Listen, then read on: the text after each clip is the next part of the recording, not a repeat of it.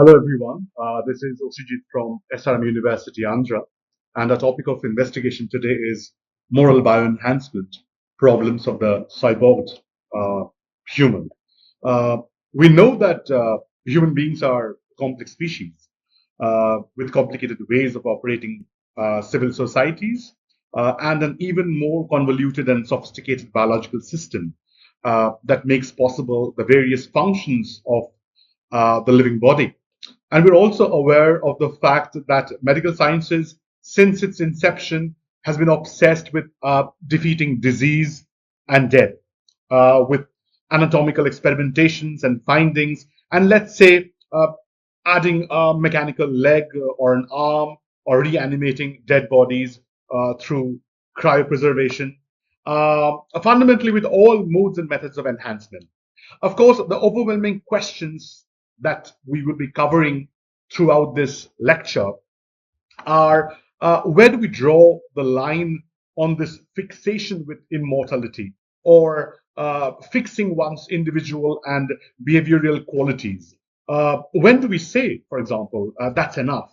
Let's begin with a kind of enhancement that is quite perverse and in a very strange manner linked with preservation.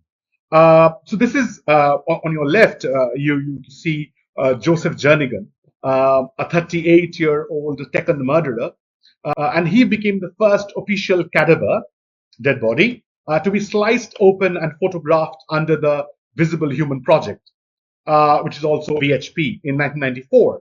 So VHP focuses on efforts to digitally create an expansive data of cross-sectional images of the human body to enable advanced anatomical visualization.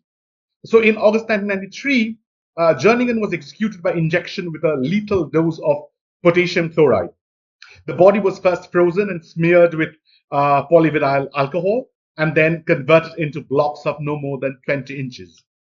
On the so-called meat table, the cubes were sliced into 1 millimeter pieces and reproduced on a 3D platform. And then his flesh was layered, segmented, grinded by a mechanical razor, and multiple shots were taken of the minute alterations that are, submerged in these traces. So Jerningan's body was divided, or let's say photographed, into 1878 pieces or images, and transmuted into 15 GB gigabytes of storable data. Now, the VHP not only dilutes the distinction between living and non-living bodies, but the project is in turn it metamorphoses human substance into biographics. So, under the humanist schema, let's say, uh, um, the criminal's body, it must be transformed into raw material to generate use value or bio value. So this is based on morality, let's say, since he is a criminal, and it must be given to the society, back to the society. So in a way, the sacrifice of the lesser human in biomedicine is connected to redemption and a spectacle of punishment. Do you understand this? So it's because he took a life, because he snatched something from society. It is as if the holy duty of civil society to exact the same amount of flesh as if from the same person, from Joseph Jernigan, especially because he's a criminal, especially because by committing crime, he as if loses some inalienable rights that should have belonged to him as a human being. So it is a different kind of enhancement, if you ask me, where uh, enhancement for the other, for the normal, law abiding citizen, is done, is projected via the body of the criminal, who is, of course, a lesser human. So I began with this very crude example, so to say, of enhancement, which has to do with death of the other in order to build society. Now, if we directly go to our understanding of what enhancement means, for example, because interventions by means of enhancement, neurotechnologies, they have the potential to affect different dimensions of a person's identity, such as the nature of the true self, agency, responsibility, etc.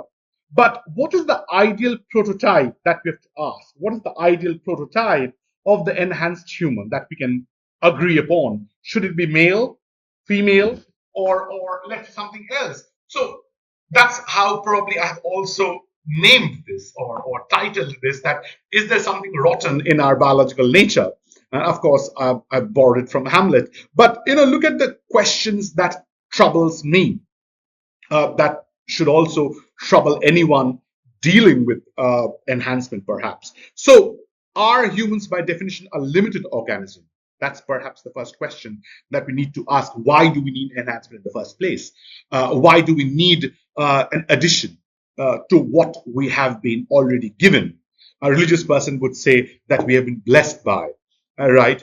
Let's say that second question is, do our bodies and minds need to be continuously upgraded?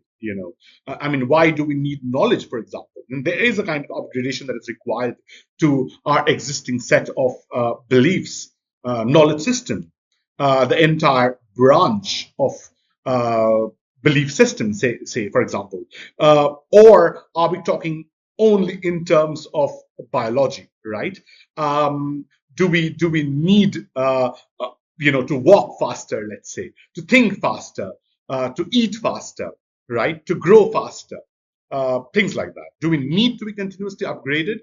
So where does one draw a line between bare bodies and customized bodies, right? Bodies that we are born with, sometimes bodies that we are forced to live in, and customized bodies that are made, remade, reordered, paid for in hospitals, let's say, right? Bodies that go through additions, sometimes also subtractions, right?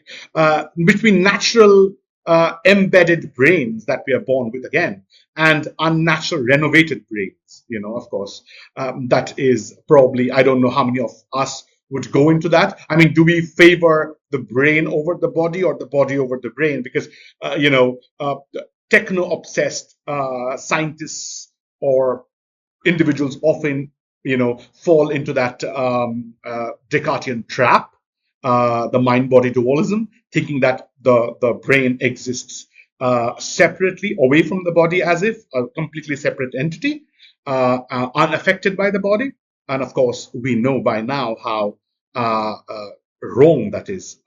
So the next question is, should there be prescribed checkpoints for technological interventions in the body? How much is allowed is perhaps the question we need to keep asking ourselves. How much is enough? If you ask me, even taking medicines for your high blood pressure or your diabetes, or even a common flu, that is some kind of enhancement. But the point is, of course, it is enhancing. I mean, again, how do we understand enhancement becomes a problem, becomes the fundamental question, because you are enhancing the body, an external agent you're taking in, you're swallowing in the pill, swallowing the pill in order to cure yourself of something, right, of a disease, let's say. But at the same time, you're also, I think, accelerating your body's natural mechanism to cure itself. Would a body left by itself, to its own devices, cure automatically? Yes, perhaps. At the same time, do we have that kind of time, suffering, the pain that could be reduced with the help of a pill, any medicine? Is that enhancement? Well, how much enhancement is good enhancement? Where does one really recognize a boundary between too much enhancement and the fundamental need for enhancement through medicine, for example?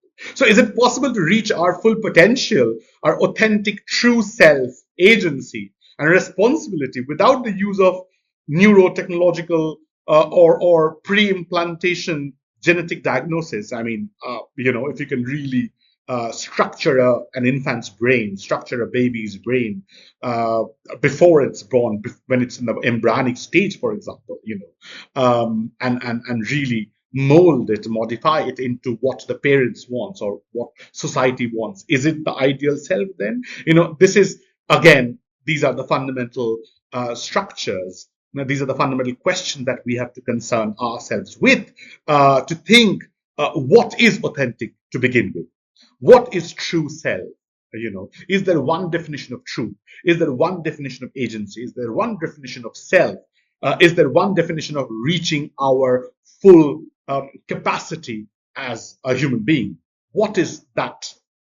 What are those limitations, or what are those unlimited potentials that hide within us that technology might not renovate, restructure, reconstruct, accelerate, and all these. These are probably the fundamental questions that we must begin with.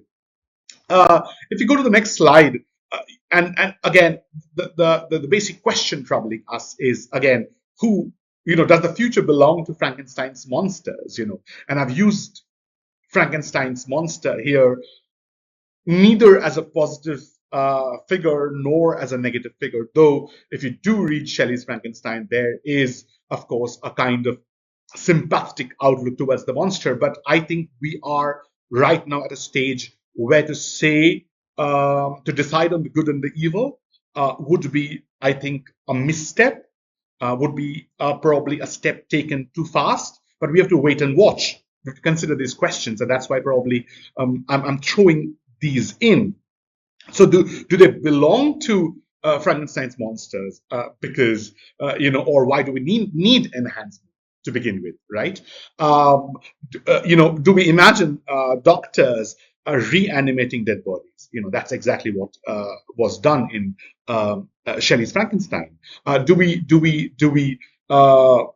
imagine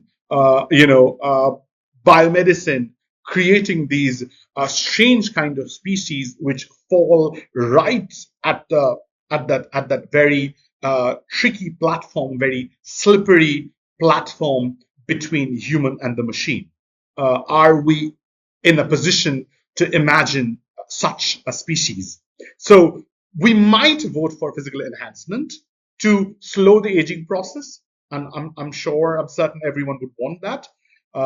If not for themselves right now, for their parents perhaps, for their grandparents perhaps, right? To slow down the aging process, increase the height of children, or accelerate their immunity to infectious diseases, repair congenital malformations, or design future generations to be stronger, healthier, and smarter with the age, with the aid of CRISPR, Cas9, live indefinitely without finite time frames, transform and ameliorate cognitive capacities, or perhaps reach a supermind that would be 1 billion times more powerful than human intelligence today. And we are right now looking at, let's say, brain and machine interfaces, right? So do we enhance to cure diseases, to increase our thinking abilities, to achieve superhuman tasks? I mean, again, why do we need it? Do we need it is the question. Or if at all we vote for enhancement, if at all we vote for enhancement, do we do that to somehow defeat depth? Because that has been the fundamental, I think, criterion uh, for any scientist, or has always been perhaps for the medicine, for any medicinal sciences, for doctors, since age immemorial, it has been to defeat death and disease. So is it also to defeat what you're born with, to alter, to change what you're born with? That is, again, something to think about. If you go directly to the topic of moral bioenhancement and the need for a stable society, then the question directly is, why do we need moral enhancement? What does moral enhancement really dream of? Because it dreams of this kind of moral progress by claiming control aggressive behavior, reduce deviant sexual urges. For example, if I am a doctor and I'm able to, create a kind of society where, with the help of some drug, some medicine, some electrotherapy, some neurosurgery, I create this world where rape doesn't happen, for example, or murder doesn't happen. Is it even possible? We'll get to know in a while why it seems perhaps doable, perhaps agreeable, perhaps possible in theory. But when you think about the arguments against this, when you think about the lucid nature, the fluid nature of morality itself, it all, I think it just uh, you know scatters. It just the entire edifice of enhancement just falls, I think.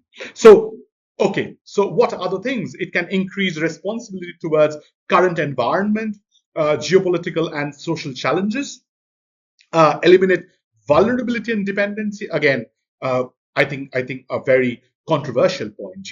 Can we imagine human beings without these two uh, massively human qualities? One is vulnerability, one is dependence. That needs that one needs to be vulnerable, that one needs to be dependent on the other. Therefore, why have relationships anyway, right? Or let's say this vulnerability and dependency are the starting points of care. And care is again something which makes us so attached to the animal world.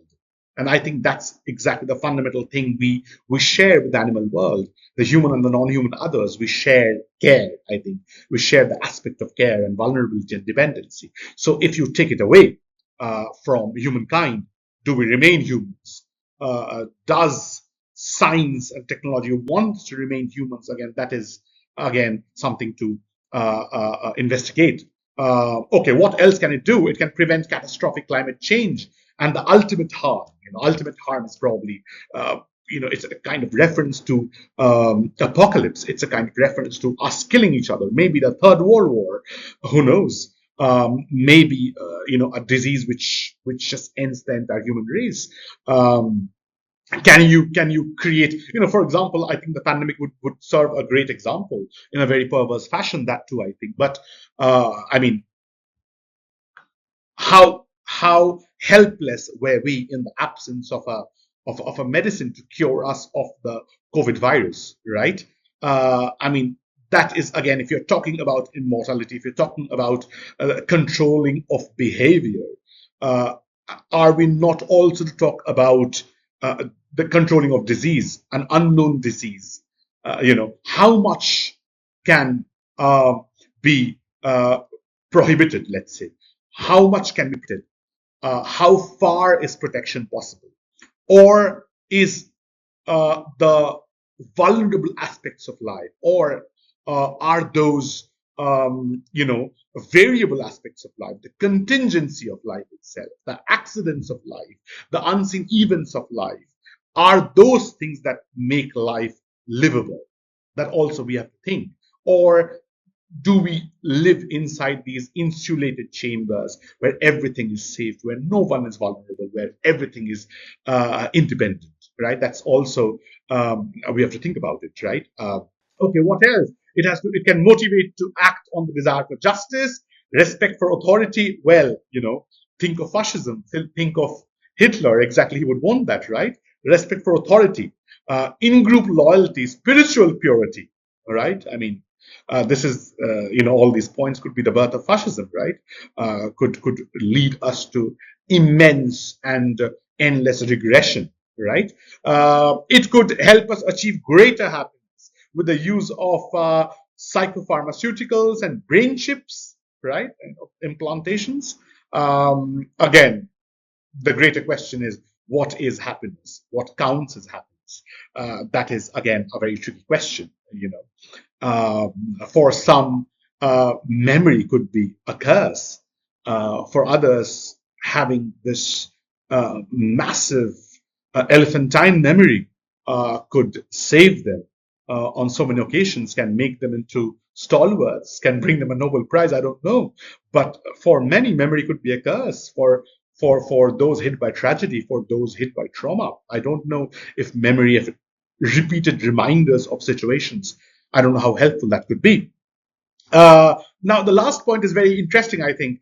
It could create morally superior post persons who would in turn preserve their morally inferior others, right? And this post person is very interesting, right? And very closely linked to the post human also, but very different from it also. At the same time, I think post person would be someone morally superior, someone really who has achieved that kind of scientific dream. At the same time, that person, they would preserve the others who do not have that the enhancement, so to say, or can't even afford that because money or how much capitalism has to do with getting enhanced. Of course, we all know about it, and how many of us would be able to afford this kind of enhancement remains a question to be investigated.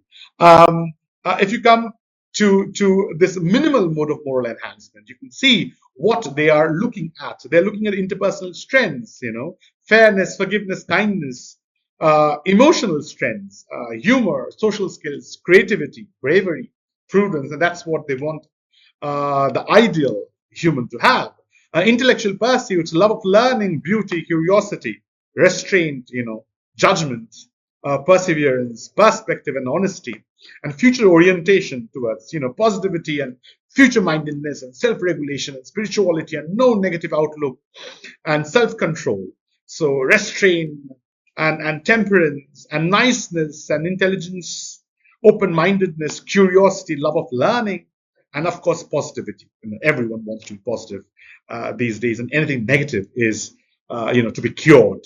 But we often forget that the birth of philosophy has to do with, balancing these two out.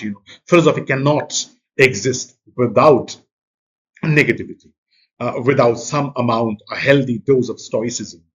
You cannot live your life without balancing the two simultaneously in your day-to-day affairs. You cannot just live your life based on this kind of self-regulation, bravery, and positivity. And that's exactly where vulnerability and things like dependency come in, right? Because you are constantly failing, because we are we are subjects of trauma.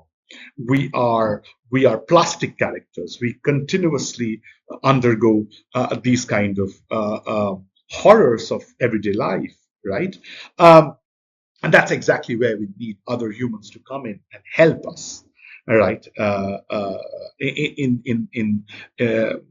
you bring in Levinas, it could be the call for the other, the call of the other, the invitation of the other's face. The other's face is a helpless face. It invites you into a kind of attachment, into a kind of a moral behavior, into a kind of loving, nurturing, caring attitude towards the other, right? Now, so therefore, we are faced with three options. First, not to undergo moral bioenhancement at all. We stay away from it. The second is to opt for voluntary bioenhancement, right? Where you desire and you pay for it and you go to a doctor and you say that you need these qualities inside you, that pill and that brain surgery and all that, and you pay for it and you get it. That's voluntary. And a third is to put the state in charge, making moral bioenhancement compulsory.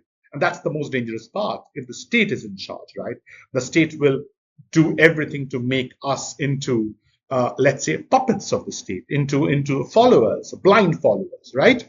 And there will be no other option than to undergo these operations, these medications, just to become the ideal subjects of a fascist state, let's say. Right? Therefore, we do know, why at all are we talking about moral bioenhancement? Why is the dream at all there? Right? Because it is a world plagued by human trafficking and concentration camps and organized crime and torture and bloodshed and bigotry and hatred and corruption, such as narcissistic and antisocial personality disorders, sadistic pleasures, moral cynicism, defective empathy, xenophobia, and a general unwillingness to confront problematic aspects of the status quo. And as Araujo Fabiano would say it, if it helps us prevent nuclear war, then it's worth it. I mean, and then the question comes back to us again. Will it at all help? Is it the be all and end all where you do a brain surgery and then you're cured? Or do we as humans fall back to the same trap again and again and again? Right? Because one aspect of being human is, of course, free will. And is there a medicine? Is there a brain surgery that can really stop that? Right? So this is again, why do we? So do we need voluntary or do we need compulsory moral bioenhancement? The question is if we need it at all.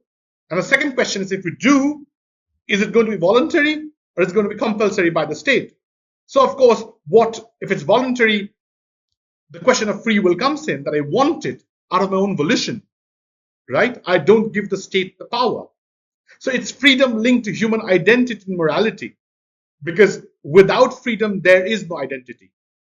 There is no morality, right? So you cannot make it compulsory, definitely. And of course, the God machine. God machine is a situation where human beings will not be provided alternatives, where human beings by default will choose the morally superior option. However, without options, can free will exist? Without situations to choose from, can there be morality? That becomes, again, a fundamental question, right? So state invasions and the rise of controversial moral perfectionism. The state will decide if it's compulsory. If this person is morally perfect or is he so immoral, he's corrupt, and we need to fix that person. What is this tendency to fix things, right? If you give it to the state will be in an endless endeavor to go on and on and on, fixing things that are harmful, that are detrimental to its own ruling, right? To its own existence. Every government, therefore, will be corrupt government because power will be in their hands, right? And that's so anti-democracy, of course, isn't it? So, of course, we are continuously falling prey to the myth of the moral brain, that such a brain is possible, which would be so morally enhanced that it could not even imagine something immoral. Of course, it's impossible to create a moral scaffolding on which morality stands. What is basically morality? Who can defend? It's so lucid, it's so contextual, it so depends on societies that it's impossible to create something, a kind of structure based on which we can decide that, oh, this is immoral and that is immoral, right? Or this person needs to undergo therapy because he is or she is corrupt based on this scaffolding, based on this principle, based on these regulations. Of course, there is no real solution to the existence of evil. Again, this question, right? What evil is itself is a convoluted question, right? Or where evil springs from. How do we perceive evil, right? Otherwise, there wouldn't have been any courts and any judgments and no police. At the same time, there wouldn't be a book of law, right? The penal codes, which shows that in a particular society, this is evil and that is not evil, right? Or to a particular person, there is a difference between crimes of passion and premeditated crime. That's exactly why there is a difference, because evil might not be inherent. Evil might be circumstantial. Evil might be something you are forced to do under a given circumstance, right? Of course, the pluralistic nature of things, for example, honor, compassion, trust, empathy, how can you really box them into definite structures and call that you don't have this because you don't tick these boxes or you don't really act according to this definition?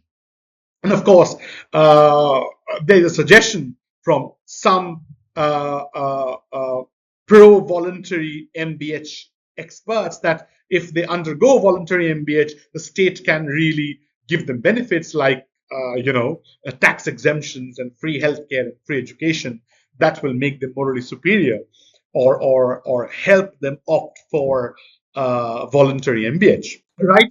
Uh, oh, okay. Are we looking at designer babies and involuntary moral bioenhancement? So, are we looking at genome editing of the unborn, right? Where it will be the desire of the parents to really structure the baby. It can strengthen the empathy. It can attenuate violent aggression, and of course, improvement of cognitive capacities, including moral reflection. Do we want engineered babies? I understand when we talk about curing a baby of something, of a disability, maybe, which can be it. But I don't know. I don't know if we are voting for a genetically structured infant who is born not just without its own permission to come into the world, so to say, but at the same time, uh, definitely structured in a kind of superhuman way, in a kind of unnatural way, also, based on the desire of its parents, right? So that's again something a little tricky, I guess. How much control do our parents have over us, or even before we are born? I mean, it links us to a kind of property and rights, isn't it? If you go to the fantasy of the cure, look at the fantasy of the cure, right? You have omega-3 fish oil tablets, you have MDMA, you have magic mushrooms, you have lithium, you have SRIs, you have transcranial magnetic stimulation, beta blockers, bioengineered oxytocin receptors, tubing to deliver glucose directly to the brain, positive eugenics for people with MAOA gene variants, which turns you into aggressive individuals. You have vitamin supplements, brain surgery, illicit drugs, psychopharmacological treatments for depression, bipolar disorder, and anxiety, and opioid inhibitors in the course of addiction treatment, as well as brain tubing and Nazi level eugenic proposals, structured babies, let's say Aryan babies, if the Nazis had it back in those days, or nanotechnology, human computer interfaces, bionic limbs, automated drones, soldier enhancement, quantum computing. You should read, on bionic limbs, you should definitely read that famous novel by Isaac Asimov. It's called I, Robot, where the soldier has this extra, loses a limb and has extra mechanical limb, and how that helps uh, him in becoming that kind of mediating factor between humans and machines. And we have datafication consuming all human existence. We have biosurveillance and predictive neuroscience and all kind of medicalization. Right, and that is the fantasy of cure, that with the help of medicine, with the help of technology, we will be able to reach this world where there will be no death, where there will be no disease, where human beings will go on living, and probably there will be kind of self-death, a kind of euthanasia without disease. That is perhaps the fantasy of cure. Therefore, we have the survival extinction debate, which is post-human interkingdoms versus transhuman immortalities. And whereas post-human interkingdoms would talk about existence that comes together with the help of the human, the bacteria, the plant, the entire ecosystem, animals, insects, and we all imagine a kind of coexistence where we take care of each other, where if we bring Donna Haraway, we protect the to be extinct species. We become parents to those to be extinct species. We think about extinction very seriously. We think about preservation. And this is not a kind of anthropological preservation. This is not a kind of anthropocentric, human centric preservation, but it is a kind of interlinked, assemblaged, a kind of cyborged togetherness, a kind of interkingdom where everyone has the right to live with dignity, to exist with dignity, which is not based on exploitation of other species, of non human others, of the environment for human needs. And of course, versus transhuman immortalities, which we have been discussing for the last 20, 25 minutes, that it dreams of creating this race. It dreams of creating this unnatural human race, perhaps, which will go on existing, which will perhaps not even need oxygen. I don't know. Are we looking at if the entire ecology is in crisis? How do the transhumanists, the people who would be immortal, dream of living? Would they not need oxygen? Will that also have will we have artificial masks which would make breathing possible? So this is again an open debate, and there's a two very distinct sides of development, or two very distinct debates surrounding posthumanism. What we really need, what is the call of the hour, right? Because we are facing the sixth mass extinction. We should be aware of that. Therefore, do we look for ways out of it? Do we plunge into it more and more and more consumption? Or do we think of an escape via the machine? That is perhaps very clear. And of course, for example, something called AMA, Artificial Moral Advisor. So the AMA is a form of moral artificial intelligence, a device that could be used to improve human moral decision making. So the underlying assumption is a simple truth about humans. We are often capable of making choices consistent with our own moral goals. Emotive and intuitive judgments often replace information collection, reflection, and calculation. In short, we are suboptimal information processors, moral judges, and moral agents. So this is an example, very interesting example that I gathered from one of the books I was reading on moral enhancement. So it says that you might be committed to social justice or to alleviating animal suffering. So you might want to buy authentically fair trade products or genuinely free range eggs. But when you are at the supermarket shelf, you do not have the time and the mental resources to gather and process all the information. And therefore, the AMA would help you choose based on images, based on scanning, based on packaging. It will help you make the right choice according to the set moral standard.